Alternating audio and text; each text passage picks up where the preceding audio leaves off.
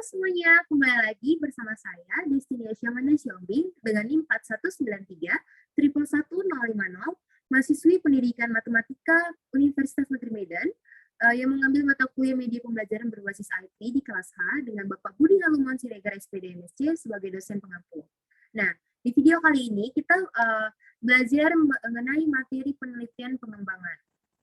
Nah, dengan pokok bahasan atau materi pembahasan di video kali ini yaitu ada pendahuluan, penelitian pengembangan, proses pengembangan, model-model pengembangan, lalu ada model Tiaga Rajan atau 4D models, kemudian model ADDIE atau model ED, dan yang terakhir model kualitas bahan ajar. Kita langsung saja ke materi yang pertama yaitu pendahuluan. Nah, salah satu faktor penyebab kurangnya kualitas proses belajar adalah perangkat pembelajaran berupa media, buku, modul, LKPD atau LAS, ataupun RPP yang tidak relevan lagi untuk mencapai tujuan pembelajaran. Selain itu, penerapan model, pendekatan pembelajaran atau strategi pembelajaran yang masih monoton dan belum tepat untuk mencapai tujuan instruksional pembelajaran. Sehingga diperlukan suatu usaha untuk mengembangkan dan memperbarui perangkat tersebut dengan inovasi-inovasi terbaru dan menerapkan teknologi kekinian masa kini. Dalam perkembangan teknologi, itu telah memberikan pengaruh terhadap dunia pendidikan khususnya dalam proses pembelajaran. Masalah yang kedua, perangkat pembelajaran yang tersedia hanya dirancang sebagai sumber informasi. Banyak perangkat pembelajaran yang hanya berisikan konsep-konsep atau teori. Bahan ajar itu seharusnya disusun berdasarkan high order question, sehingga dengan pertanyaan-pertanyaan tersebut itu dapat merangsang para siswa untuk menyimpulkan, menganalisis, mensintesis, mengevaluasi, dan menciptakan, sehingga terbangunlah jawaban tingkat tinggi yang memancing, yang dihasilkan dari pemikiran-pemikiran tingkat tinggi. Nah, selain buku, modul, RPP, LKPD, atau LAS, perlu untuk dikembangkan sebagai pendamping penggunaan buku, di mana perangkat ini memuat sekumpulan kegiatan yang harus dilakukan siswa yang bertujuan untuk memaksimalkan capaian kognitif dalam upaya membentuk kemampuan dasar yang sesuai dengan indikator pencapaian hasil. Selain itu, perangkat ini juga bertujuan untuk meningkatkan keterlibatan siswa dalam belajar, sehingga memberikan kesempatan bagi mereka untuk mengkonstruksi pengetahuannya sendiri. Nah, berikutnya, materi pembahasan kedua itu ada penelitian pengembangan. Untuk menghasilkan produk bahan ajar yang berkualitas, perlu dilakukan suatu proses pengembangan, di mana pengembangan itu merupakan salah satu bagian atau jenis dari penelitian. Penelitian ini dikenal dengan istilah Research and Development atau R&D. Penelitian ini bertujuan untuk menghasilkan suatu produk baru untuk atau memperbaiki produk yang sudah ada, baik berupa buku, lembar aktivitas siswa, media pembelajaran, modul, dan bahan ajar lainnya. Nah, prinsip-prinsip dalam mengembangkan bahan ajar itu ada 3. Yang pertama ada prinsip relevansi. Menurut Kamus Besar Bahasa Indonesia, relevansi itu artinya berkaitan atau mengait atau bersangkut paut dan berguna secara langsung. Nah, pada prinsip ini, materi yang diulas harus terkait dengan tujuan pembelajaran yang ditetapkan. Nah, yang kedua ada prinsip konsistensi. Konsistensi itu berarti ketetapan atau kemantapan dalam bertindak. Jadi, adapun maksud istilah ini pada aspek pengembangan bahan ajar adalah ketetapan yang sesuai antara tujuan pembelajaran dengan isi bahan ajar. Jika terdapat 3 tujuan pembelajaran, maka isi harus dikembangkan fokus pada pencapaian tujuan tersebut. Lalu yang terakhir ada prinsip kecukupan. Proses pengembangan bahan ajar perlu memperhatikan prinsip ini, di mana isi bahan ajar itu harus diulas meliputi semua tujuan pembelajaran yang ditetapkan. Pembahasan hendaknya itu singkat saja, jangan terlalu panjang. Lalu yang kemudian, pembahasan ketiga kita ada proses pengembangan. Penelitian dan pengembangan idealnya bermula dari kebutuhan terhadap suatu produk, sementara produk yang dibutuhkan itu belum tersedia atau mungkin sudah tersedia tapi belum optimal jika digunakan untuk memecahkan masalah yang dihadapi. Nah, atas dasar inilah diperlukan suatu proses pembuatan suatu produk baru atau mengembangkan produk yang sudah ada yang dapat digunakan untuk memecahkan masalah. Nah, setelah mengidentifikasi apa kebutuhannya, selanjutnya kita menentukan karakteristik atau spesifikasi dari produk yang akan dikembangkan. Berdasarkan karakteristik dan spesifikasi inilah, dihasilkan produk awal yang akan diuji coba. Proses uji coba dilakukan dengan cara mencobakan produk di lapangan dengan sampel yang terbatas, kemudian dilanjutkan pada sampel yang lebih luas. selama uji coba, data-data dikumpulkan dan dievaluasi. Proses uji coba dan evaluasi dilakukan secara siklus atau berulang-ulang hingga menghasilkan produk berkualitas yang sesuai dengan kebutuhan. Nah, berdasarkan penjelasan tersebutlah, dapat kita simpulkan bahwa penelitian pengembangan merupakan strategi dalam mengembangkan suatu produk-produk baru atau menyempurnakan produk yang telah ada melalui prosedur sistematik, mulai dari tahap merancang, lalu tahap membuat atau mengevaluasi, dalam rangka memenuhi kriteria konsistensi dan keefektifan. Berikutnya, kita masuk ke materi model-model pengembangan. Nah, ada beberapa model penelitian dan pengembangan yang dapat digunakan untuk mengembangkan suatu media, model, atau bahan ajar. Di sini saya mencakup ada 7 model. Yang pertama ada model AD, yaitu Analysis, Design, Develop, Implement, and Evaluate. Lalu ada model Thiagarajan atau 4D, dengan 4D-nya itu berupa define, design, develop, and disseminate. Lalu ada model Azure, analysis, learners, state objective, select instructional method, media and materials, utilize media and materials. Lalu ada require, learn, participation. Lalu ada evaluate and receive. Dan kemudian ada model Hanafi and Pack.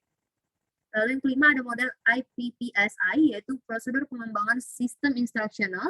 Lalu yang keenam ada model Dig and Carry, dan terakhir ada model CAM, dan masih banyak lagi, tapi saya hanya mencakup 7 saja.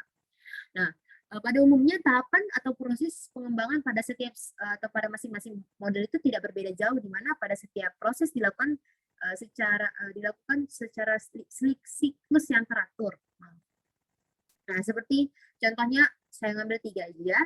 Di prosedur model pengembangan 4D, itu diawali tahap pendefinisian atau define, kemudian dilakukan proses perancangan atau desain, dan pengembangan alias develop, dan yang terakhir adalah proses penyebaran atau disseminate. Lalu pada proses model AD, itu diawali dengan melakukan analisis atau analyze, kemudian masuk pada tahap implementasi, dan yang terakhir adalah proses evaluasi.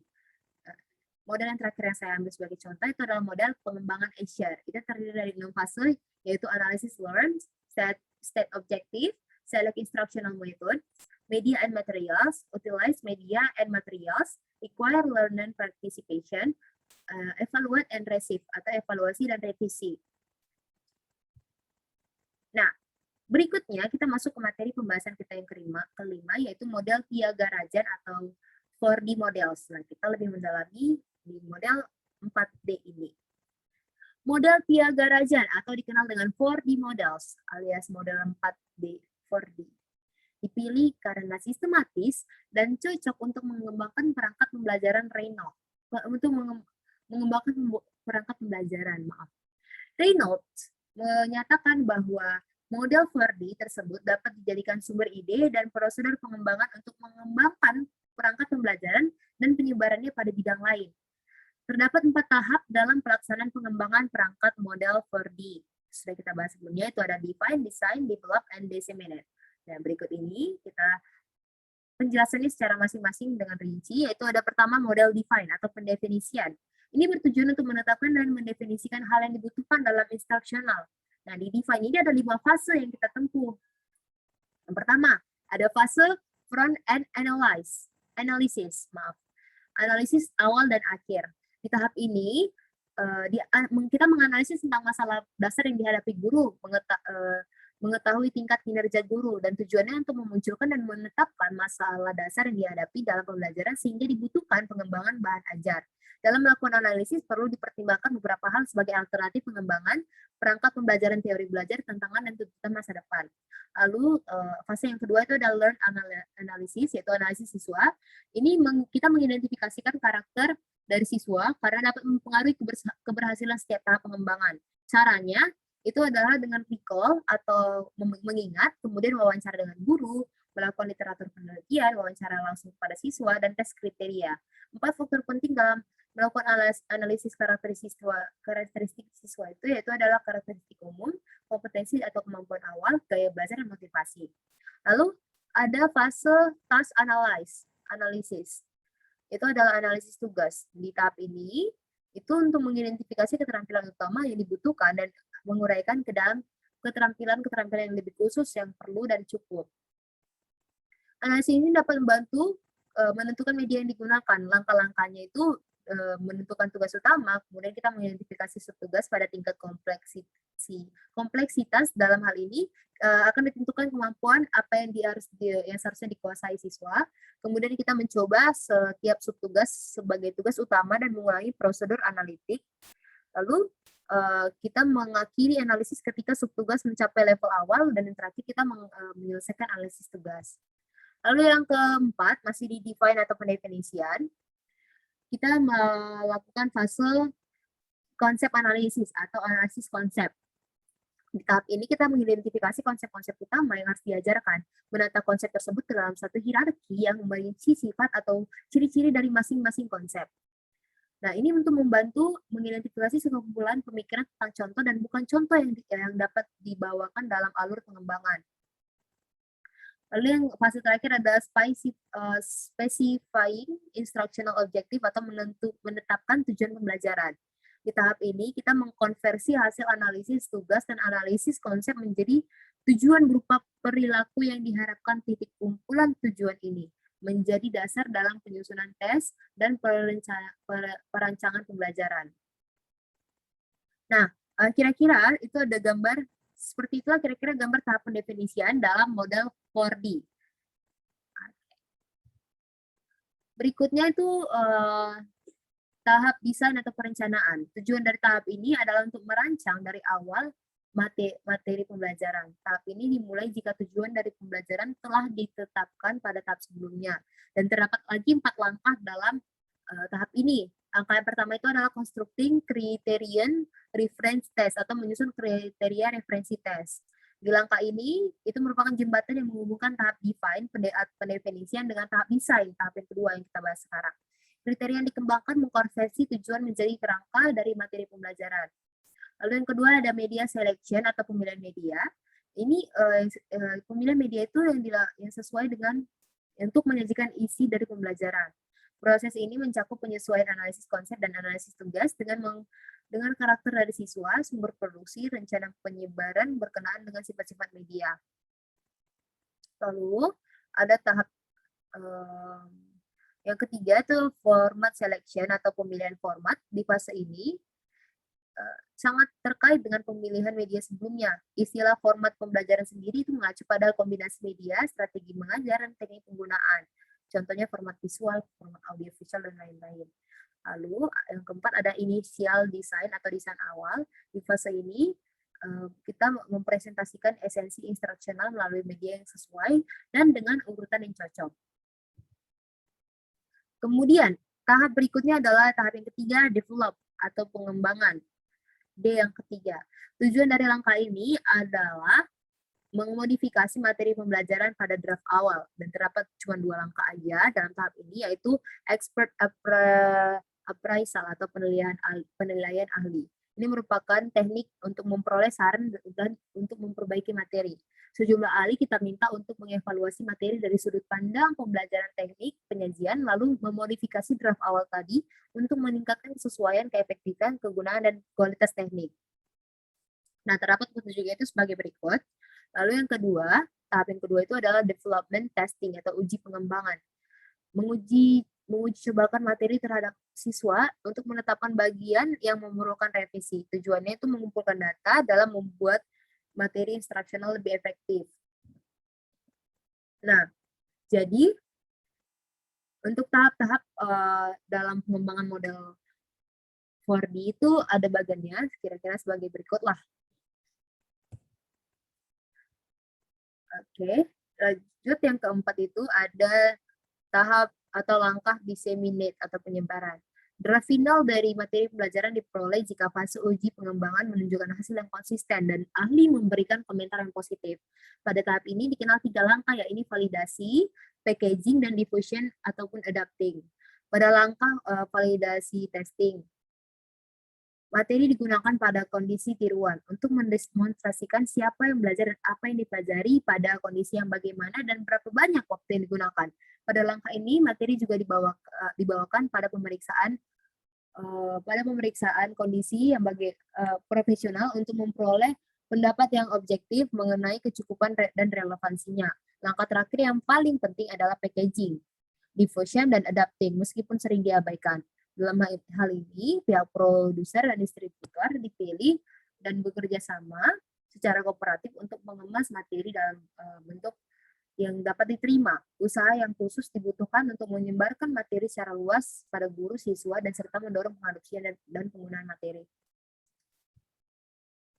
Nah, jadi ini jika dibentukkan dalam sebuah bagan, prosedur pengembangan model Tiagaran itu secara umum dapat kita lihat di bagan ini, mulai dari analisis awal akhir hingga ke penyebaran dan pengadopsian.